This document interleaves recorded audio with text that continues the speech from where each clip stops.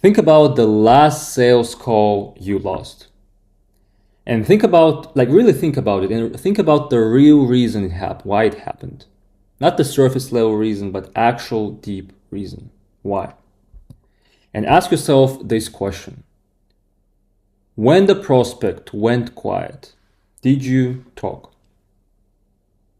Or, for example, when they raise an objection, did you talk?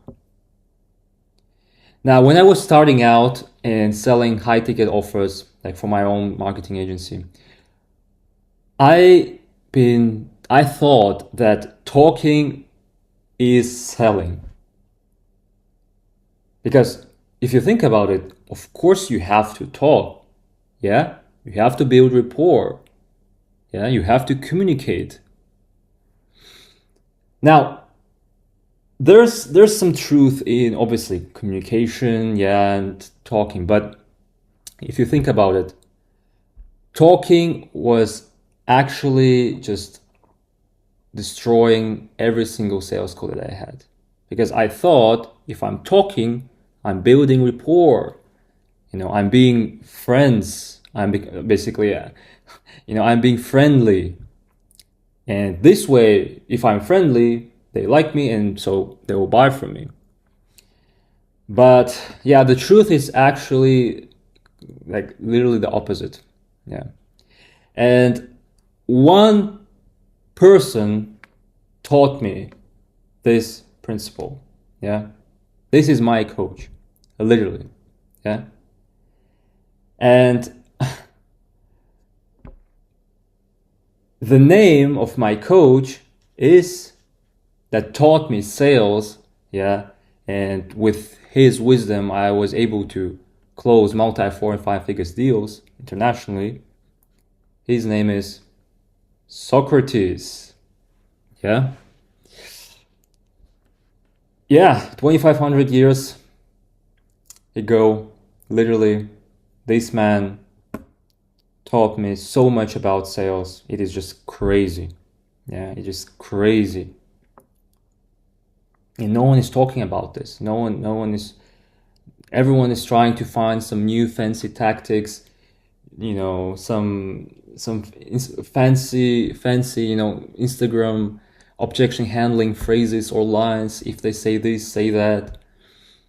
Now think about this man. Do you think he needs that? Do you think he needs a sales script? Do you think he needs any script at all to win? Yeah?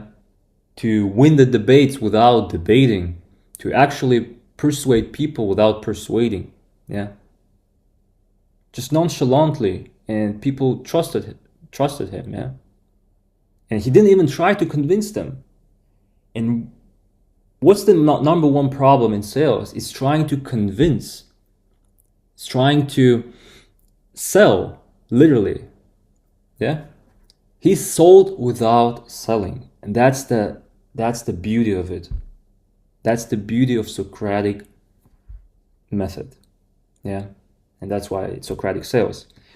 Now, let me introduce myself.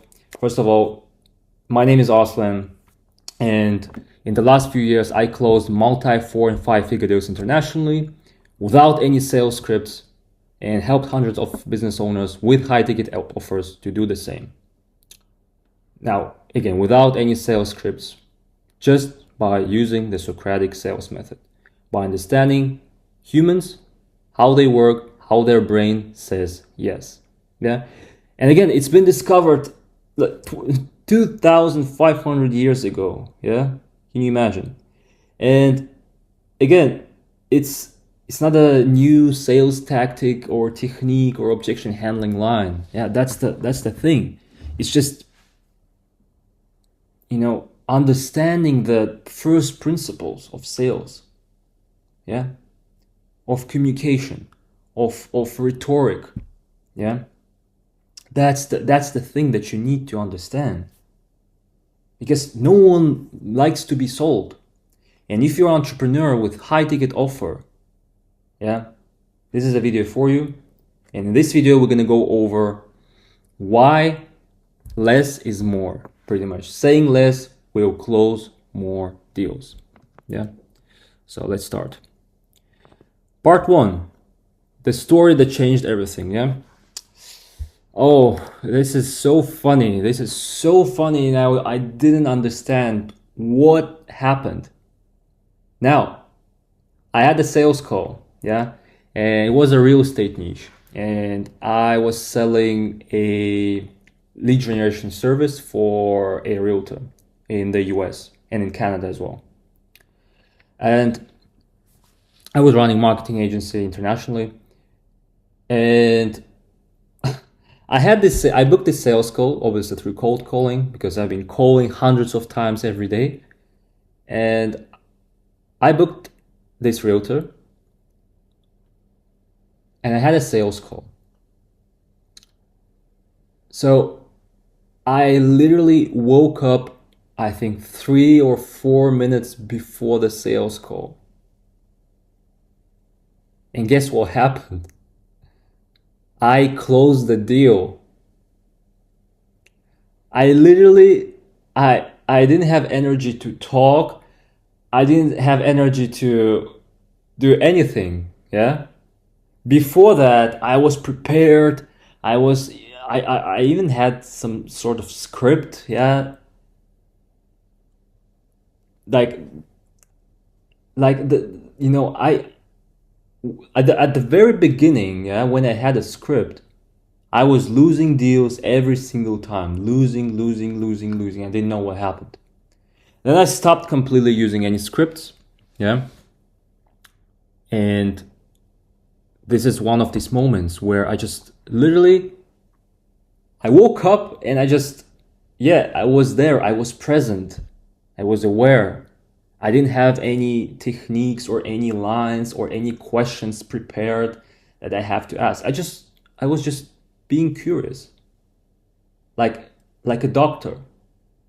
You're not just, okay, we have this, you're not, the patient goes to the doctor and the doctor might ask maybe 2-3 questions and then starts prescribing, okay, these are your painkillers, this and this and this and this and this. He didn't even really ask anything properly, yeah? He wasn't even curious about my situation. I'm not gonna come back. The same thing on your sales calls. They're not gonna come back if they feel that you're just trying to sell and get the cash. Because these doctors, I paid a doctor, it was like, I think 3 weeks ago, 400 euros. Yeah. And what he didn't ask me any questions. He wasn't curious at all. He did nothing pretty much, yeah. I was talking, but he didn't ask me anything. And I didn't feel that he's trying to help me. It was, guess what? I'm not gonna come back, even if everyone is saying he's the best in the city. So the point is, on this sales call, I just stopped literally caring about the outcome. I just woke up. I didn't think about the close. I didn't expect anything. I was just trying to be a normal human being, and just to ask questions. Yeah. Just asking questions and letting them talk, being curious and trying to help them. And actually at this point, it's an interesting method that I used. I literally, if I closed the deal, I wasn't taking any cash. So literally, if they say yes, go ahead, let's do it, I just refuse to take money. Yeah, and we just ended the call. Yeah. And that method, it actually taught me so much about sales and actually about the sales psychology or philosophy, I would call it. Yeah. To be detached from the outcome, because when you're thinking about what like 90% of the sales people think on a sales call. Oh, I have to close the deal. I have to, I have to be prepared. If they say this, if I should say that. But think about it. You're on a sales call and you're getting zero from the sales call. Money, yeah, financially. But you're just trying to help as much as you can.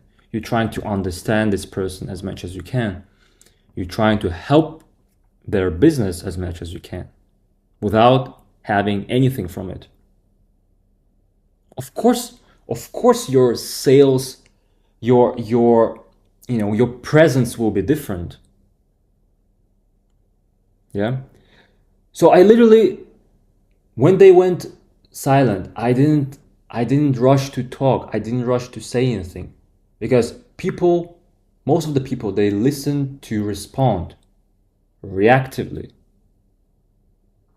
At this point, because I woke up like literally 3-4 minutes ago, I literally just, I listened to understand. Yeah, and somehow I closed the deal. Yeah. So now part 2, the problem. Yeah, why talking too much kills deals? As I already explained, when you're talking, there's a actual explanation. Yeah, there's neuroscience behind it. Yeah, the reason one is you trigger the brain's defense mechanism. Yeah, what does it mean? Now, I always, when I'm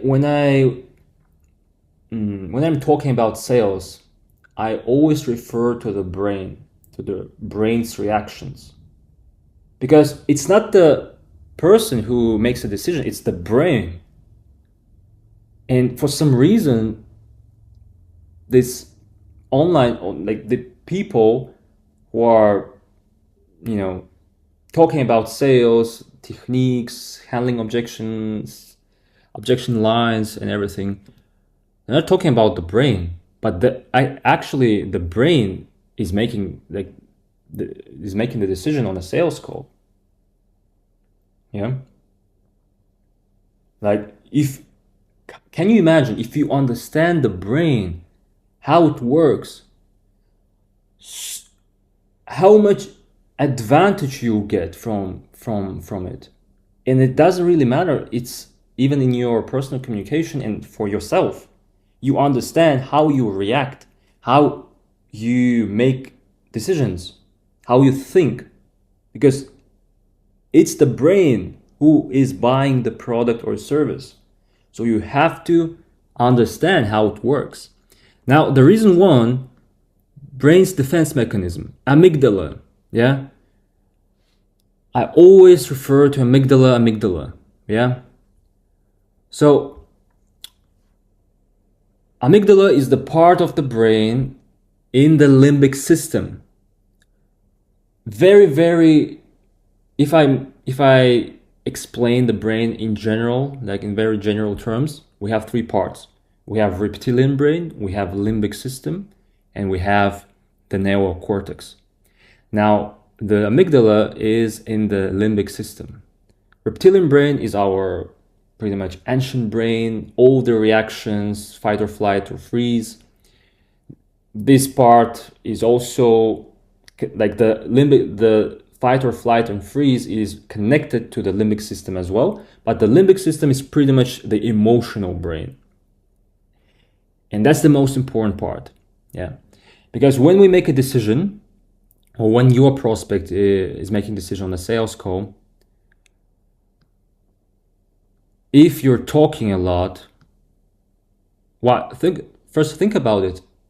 When someone is trying to prove their point and they're over-explaining, over-justifying, talking, do you really believe them? Do you really believe these people who are talking for not talking non-stop and trying to prove their point? Yeah.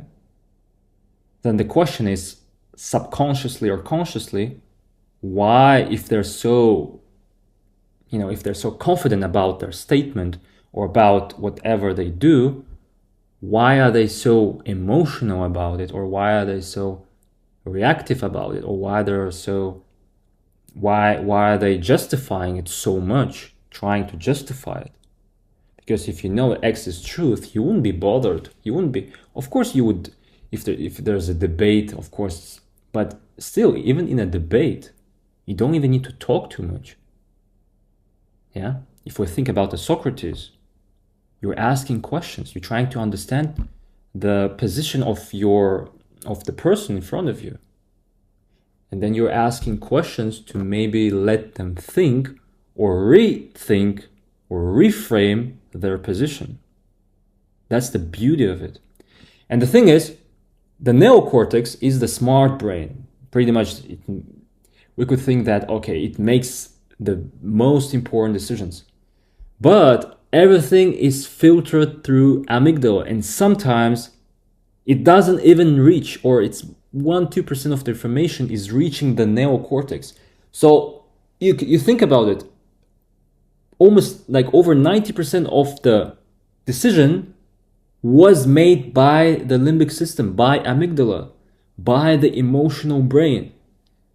It means the decision was made based on emotions.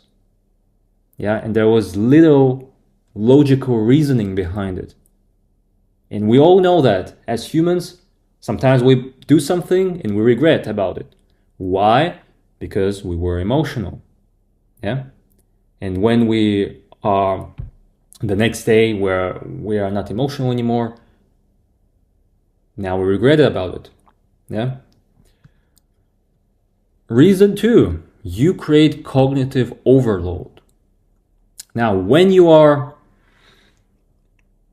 talking too much, you're giving them information. Now think about it. Let's say you are in a restaurant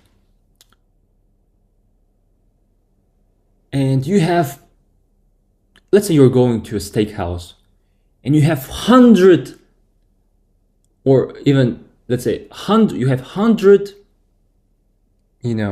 options for steak. Literally 100 different cuts. What you'll think? What are you gonna think? Yeah, you'll be overwhelmed. What are you gonna do? You're gonna choose the safest option. Maybe not the best one, but the safest option. Or you're gonna just pick something that you're already familiar with. Now think about another restaurant. Five cuts, only 5 options. Easier, right? Much easier. And probably you'll think about yourself as you made a good decision. And if you think about it, if you like psychologically, if you think that you or this restaurant helped you to make a good decision, consequently, you will like this restaurant more and there's more probability that you come back.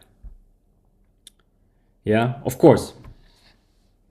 But the thing is, 100 options will just overwhelm you. Because according to Daniel Kahneman, the Nobel Prize winner,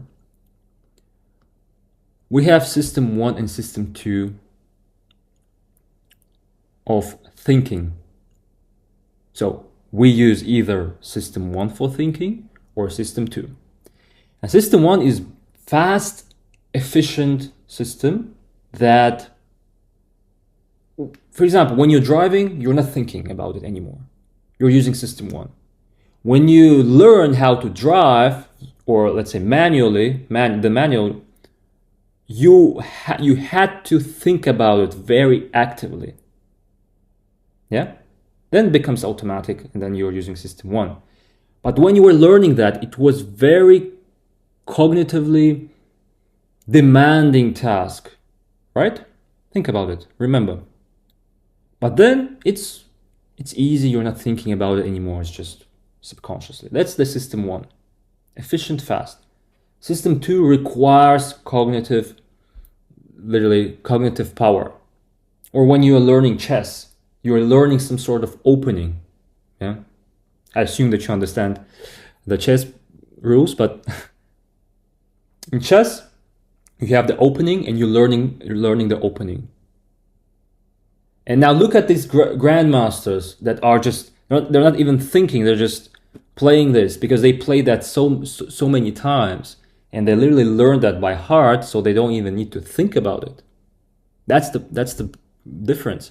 So when you overload with information during the presentation on a sales call, or when you are just most of the time during the presentation, you're talking for 15 minutes, 20 minutes, and they're saying yes, yes, okay, and you're asking them, oh, does it make sense? Yes.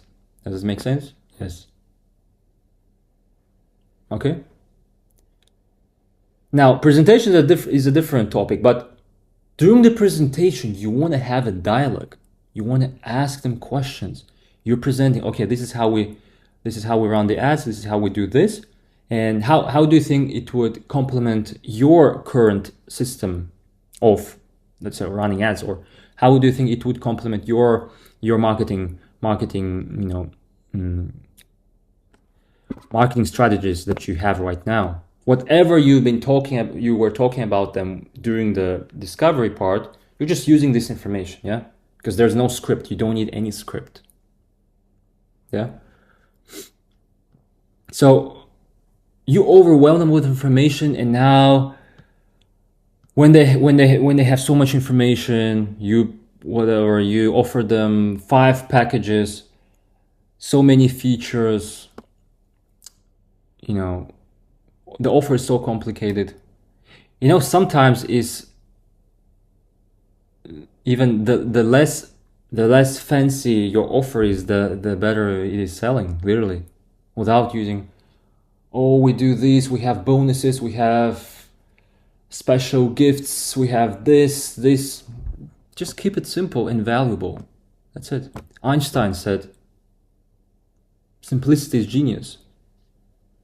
Works everywhere. First principles. Yeah. First principles, again, everything genius is simple. Yeah. And when you're talking a lot, again, you're creating cognitive overload.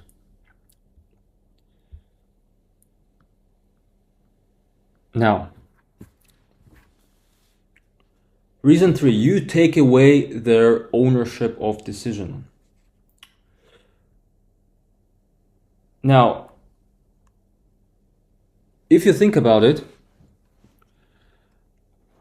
when you are trying to justify something, let's say you're debating, yeah? Let's say you're debating with your partner, with your girlfriend, and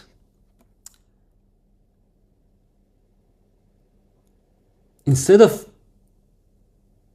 trying to convince the person, ask a question. Think about their perspective. Look at their perspective. Discover their perspective. And then you could question their perspective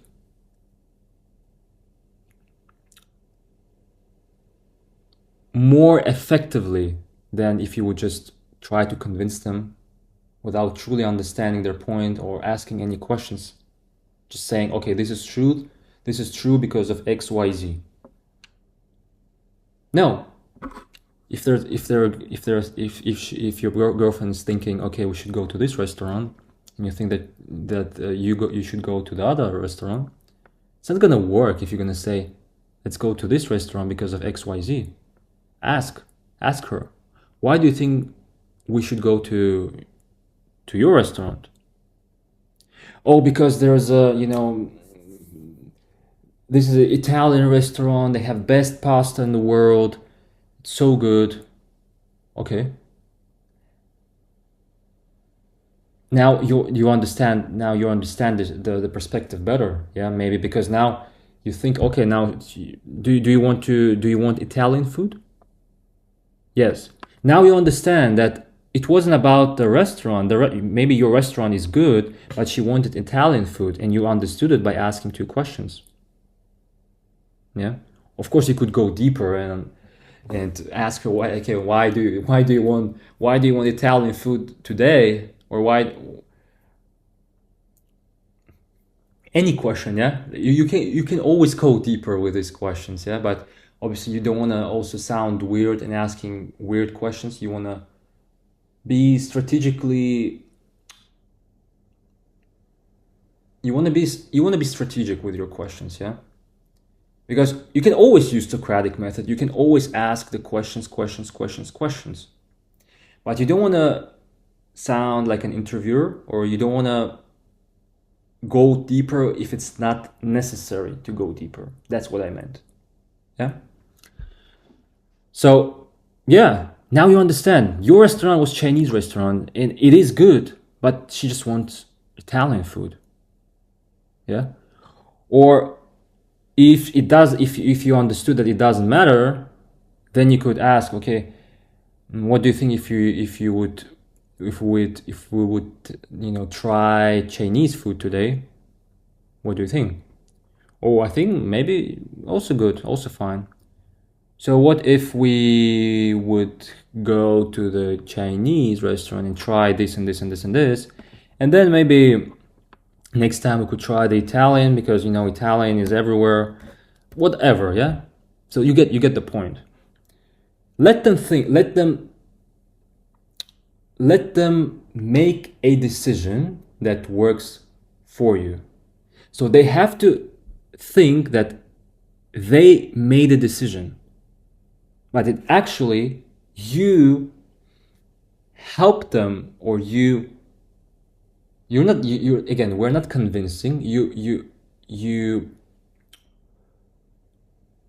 showed them this direction, yeah. You showed them this direction to think, this vector to think. You're just navigating the vector, because if you tell the person that you should do this and this and this because it's better, they will not believe, because they have to make this decision themselves. They have to come to this conclusion themselves. Because why? Ego. Everyone has a huge ego, and you don't wanna fight against anyone's ego. Yeah. Ego is another huge topic, but that's the thing. But now the question is, okay, now what should we do now? Yeah, what's the basically the next steps? Yeah, okay, we now we understand why talking too much kills deals. Now what should we do now? What's the solution? Yeah, it is a shift from presenter to investigator. We want to become Socrates. Yeah. And now we're going to talk about the mindset shift from salesperson to Socrates. Now, I know it may sound a little bit, wishy-washy, but I'm telling you, this will change your life if you're going to think from this perspective. It will help you in your negotiations, in your relationships, in your business, everywhere, in your sales calls. Yeah, because that's why we're here. Yeah, we wanna, as entrepreneurs, if you're selling high ticket offer, you should become a Socrates, and you don't need any sales people. Yeah, you don't need any salespeople, because your clients, they want to talk to you. Your sales, that's another topic actually for the video. Why you don't need salespeople? Obviously, like,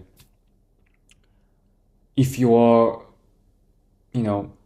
it's actually better to have less clients, but that are paying you high ticket and are literally serious clients, than to have like 100, 200, 500 people that not really, not really what you can't really, if you're working one-on-one, you can't really help every single one of them and provide the same level of the value. That's what I mean. Yeah, because if you're working one-on-one, you want to actually help them as much as you can, and you want to invest your time, your energy as much as you can, the same way. But again, this is not the topic. Genuine, philosophical, in some point, deeply internalized detachment from the outcome. Detachment from the outcome.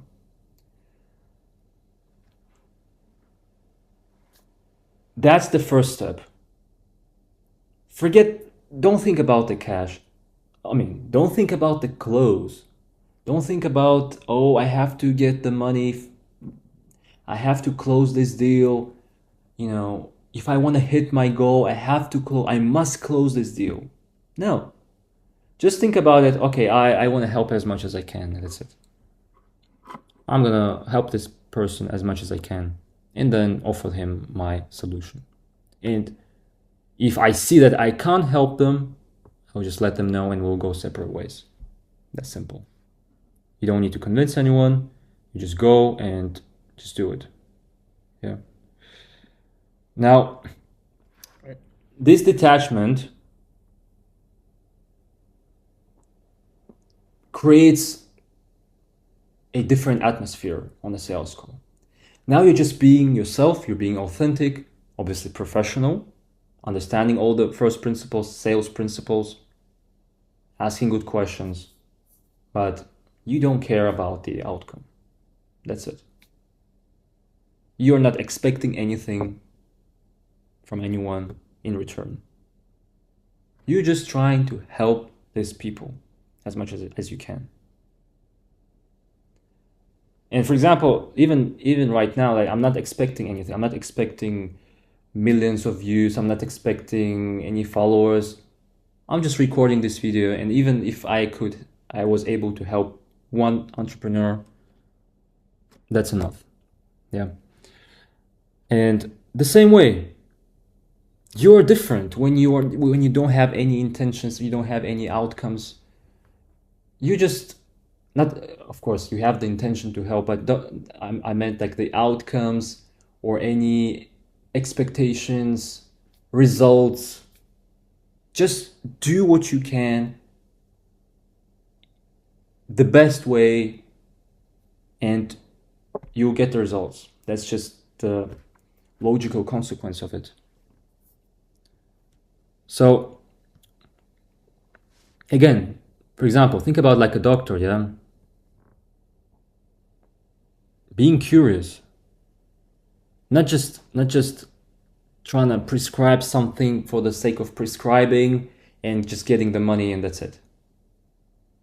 This just, yeah, no one will come back. No one will come back. But if the person is actually asking questions, okay, did you try this? Did you try that? How long you had this problem for, or what have you tried before that? What's your nutrition as well? I literally went to a gastro doctor, yeah, who works with gastro problems, and he didn't even ask me anything about what I eat. He didn't ask me about anything. When I said, it's just so crazy, yeah. That when I said, for example, okay, I'm eating this and this and this cabbage, he's just laughing and smiling. And why? I mean, when I started doing that, it helped my gut. And then he said, okay. Like, this is how it is important on your sales calls to be curious as a child, genuinely curious. Remember these days when you were curious and you were asking questions. You didn't expect anything. You just were curious and you were trying to understand something or learn something. Exactly the same way. Exactly this childish, genuine curiosity. That will just get you so many closed deals. Just crazy. It skyrocketed my closing rate literally up to, you know, if you had any sales calls and you had some success, let's say that your closing rate is, let's say, 30% or 20%, it's gonna just skyrocket to 40, 50, 60%. Yeah, I'm telling you, this is how it is. This is so effective. And the funny thing is, you're not using any scripts, you're not using any objection handling lines, phrases, you're not using pretty much any sales techniques. Yeah. You just, that's why I called it Socratic sales. Just using these first principles,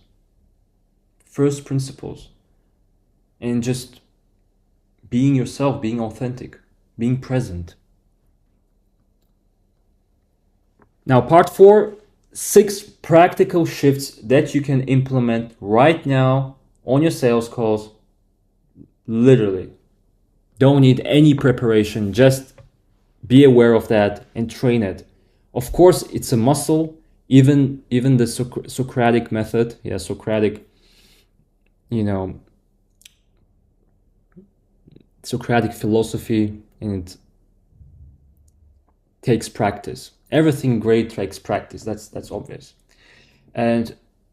But the earlier you start using you're using these practical shifts, the quicker you will get the results. First, replace the pitch with a question. Now, when you are, instead of during a sales call, yeah, again, sales call is absolutely, I'm gonna throw it. So, it is that simple. We have discovery, presentation, and negotiations. That's it. That's it. You don't need any frameworks, that's it. Discovery, understanding, asking questions, presentation, presenting your service, also asking questions, negotiations, handling objections, and also asking questions. That's it. Now, try to ask as much questions as you can. At the beginning, it may sound, you may think, oh, I'm trying to, it sounds like an interview, I'm just asking questions, and just feels weird. It feels weird when you're not actively listening and you're just asking random questions.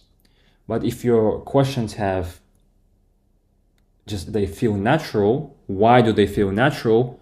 Because they said X, Y, Z, and from this X, Y, Z, you are asking questions X, Y, Z, A. From this X, Y, Z, A, you're asking X, Y, Z, A, B now. Yeah? And we still remember the X, Y, Z. We still remember the X, Y, Z, A. And we go further, deeper, deeper, and deeper, and deeper. Yeah?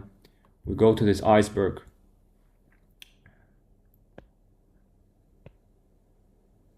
That is underneath.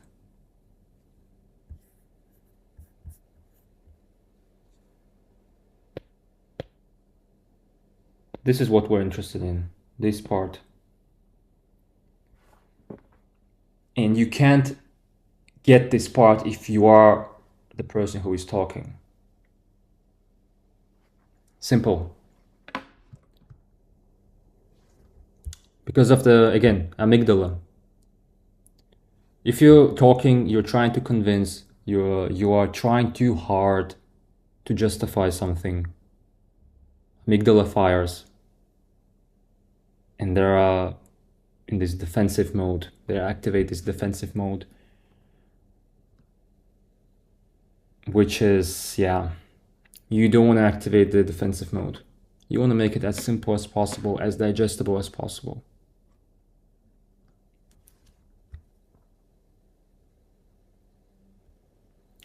Now, it doesn't mean that I wanna add. It doesn't mean that amygdala is something bad, because when they're making a decision, sometimes like most of the time, people make, like almost always, people make decisions emotionally. There's still some sort of desire, pain, or problem. Desire, pain, problem.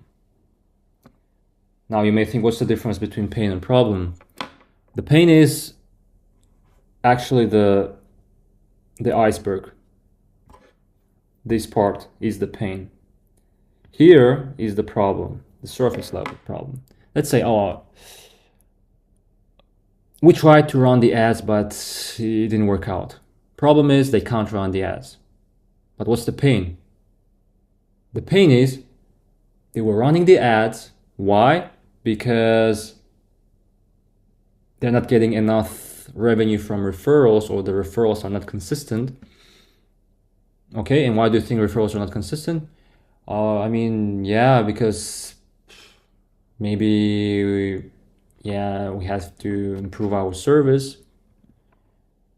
And okay, and another question is, you can go deeper and deeper, but another question you could ask, okay, why do you think you should run the, why do you think right now is the running ads is the priority for you?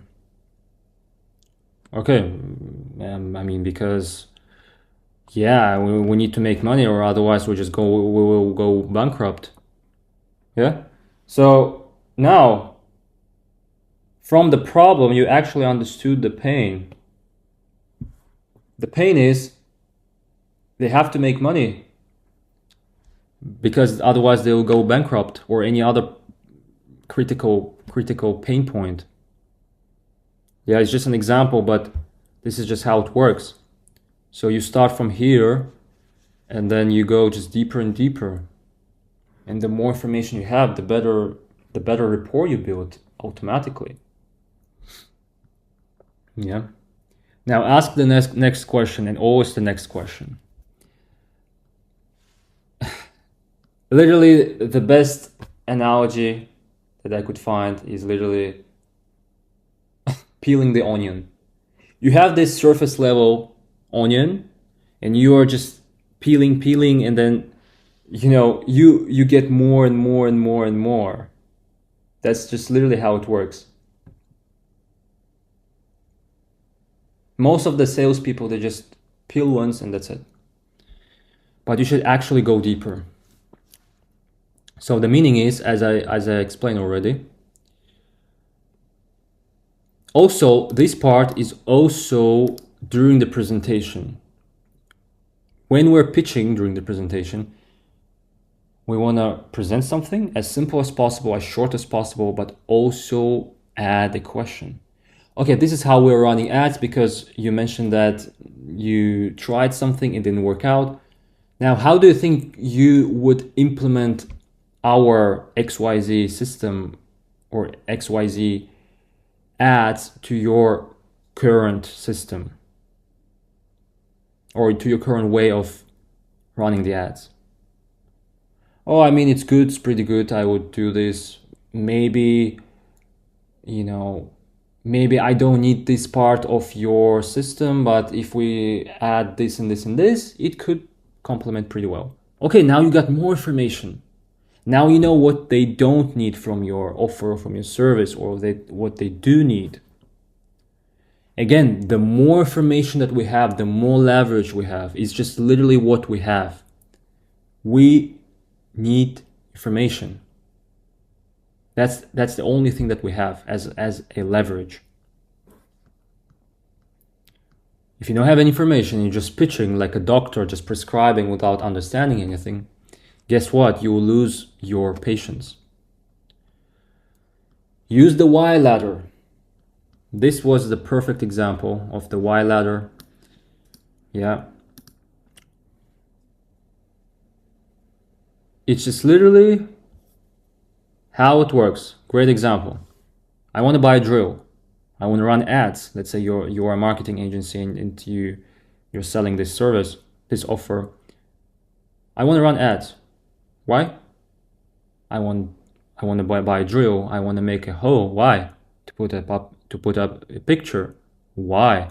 Because my partner asked me to. And why do you think it's important for a partner? Or why is it important for a partner? Oh, because to make my daughter's new nursery beautiful. You never know. You never know. People, some people, some archetypes, they don't open up so easily. So you have to ask questions and get more information. Never assume anything in this world, like anywhere. Wherever you are, never assume anything. When someone is asking me questions, oh, I've heard that somewhere is XYZ. Is it true? But yeah, but what exactly have you heard? Or what? Oh no, they said like, I've heard many things about, let's say, XYZ. Is it true? Okay, what exactly have you heard? Oh, and then he paused and then he started thinking, oh, I heard this. And now instead of explaining something, he literally answering for me. Yeah. Obviously, I'm gonna just say yes or no. But this is the whole point. If you are asking questions, or maybe you are not quite sure, just ask them, can you elaborate? What do you mean by that? It's that simple. But never assume. Oh my gosh, when I was assuming something, it created so many problems, it's crazy. Yeah, never assume. Never. Especially on the sales calls, or even in a relationship, when you're with your girlfriend, you're assuming something. Probably you were wrong, yeah? And you know that. Reflect when needed. Now, what is meant by this? This, yeah, they call it tactic. When you are, before pitching something, you're just summarizing everything that they said, and they feel understood. Now, I've reviewed many sales calls and some people just overdo that. So, for example, after every part of the information, so let's say they said XYZ, and now they're reflecting that. Next, they said ABC, now they're reflecting that. And now they're sometimes even reflecting ABC and XYZ together. So repeating all the time. It has to be natural. Yeah, that's the point of it. I'm not gonna say that it is absolutely wrong to summarize or paraphrase what they said. I would even paraphrase. I would just literally use their words, exactly their words, because you will be on the same wave. But reflect when needed. You can even sometimes, it's even better to use just mirroring. If they said, oh,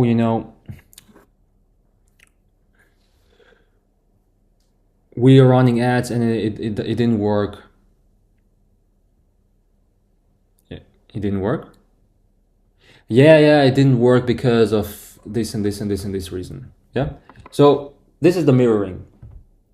But sometimes you want to reflect, most of the time you want to reflect the pain. So they accept the pain. And you don't want to over reflect everything, but at the same time, you can mirror or you can summarize what they said. But if you want to summarize everything, I would do it just once, or even during the presentation, I would add it to make it more to make the presentation more personal. Because in the presentation, yes, we have the same slides, yes, we have the same offer, but the way we're going to present it is going to be always different. But that's topic for another video. Present less than you think you need to. Present less features, less technical stuff. They don't care. Yeah, they don't care. Just present what they need. Again, we're gonna have different prospects, different people, different businesses, different reactions, different pain points, different desires. And again, you're gonna have the same slides, same pricing, same offer, but you will personalize it on the spot. That's the power of Socratic sales. Adapting on the spot. Charles Darwin said, it's not the smartest or the strongest pieces that survive, but those who can adapt. And Aristotle, basically, he wrote a book, The Art of Rhetoric, and or the Cicero, another great orator. First principles, everything comes from them. He said, just literally, present it as simple as possible. Just simple. Don't overcomplicate stuff. Because think about it this way. If you were in the shoes of in your prospect's shoes, how would you feel? Think about it. And this perspective, this perspective gives you more. It literally opens your eyes. Yeah, you trying to understand the person in front of you, their perspectives, their beliefs, and that's the great skill to have, because it's gonna help you everywhere. Instead of just, for example, listening to respond, you're listening to understand. You're trying to understand their point, not just prove your point that you are right or I'm right all the time, but trying to understand them. Because you can't change their point, or you can't prove them anything or convince them of anything if they don't do it themselves, or if you help them or you let them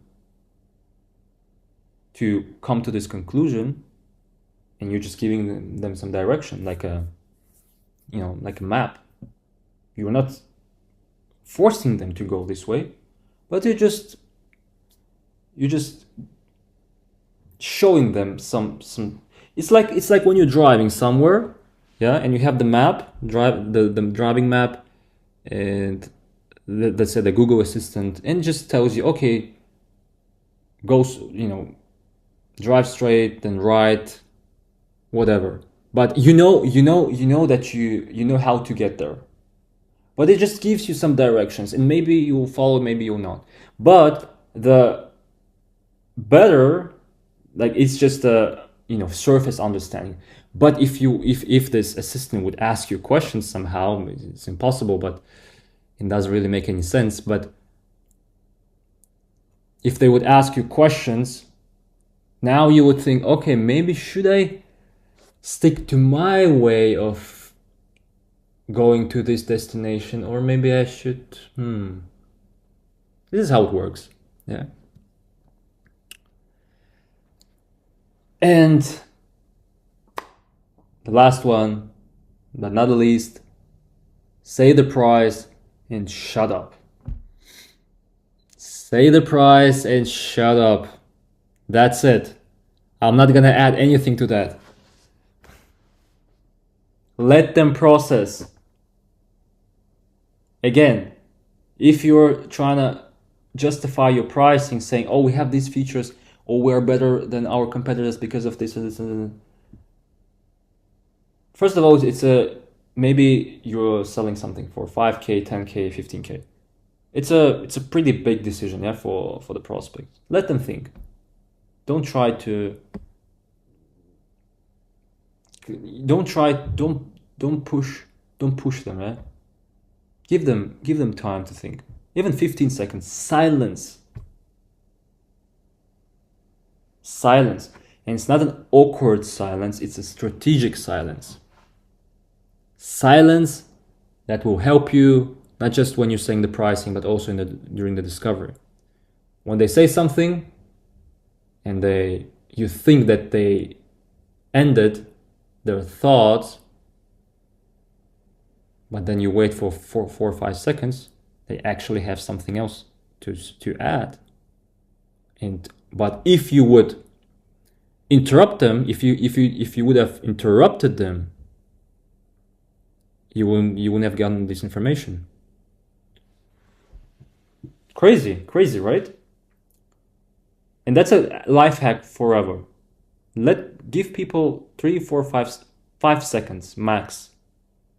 In this case, when they're telling you something or a story, 5 seconds. If they have nothing to add, okay, now you can ask questions or you can communicate with them. On the sales call, save the price, shut up. It's a must. Even if it takes 20 seconds. Yeah, 30 seconds. Doesn't matter. The person who speaks must be them, the prospect, not you. It's just non-negotiable. I'm telling you, this will change. Like this simple shift will tremendously help you. Yeah, and this is pretty much it. Add these 6 shifts right now, not just on your sales calls, everywhere. Think about it everywhere. Because communication, life is sales. Whatever we do is literally, it's all about interacting with human beings, dealing with them, understanding them, and communicating with them. And sales is communication. Life is communication. Now, implement, and I hope this video provided you with some new insights.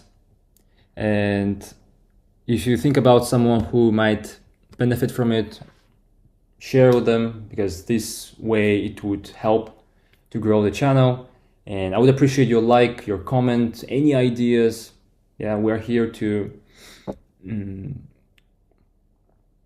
again, as Socrates, we are not, as Socrates said, I know that I know nothing. So we're always learning new perspectives. And yeah, this is Socratic Sales. Be formless. Thanks for watching.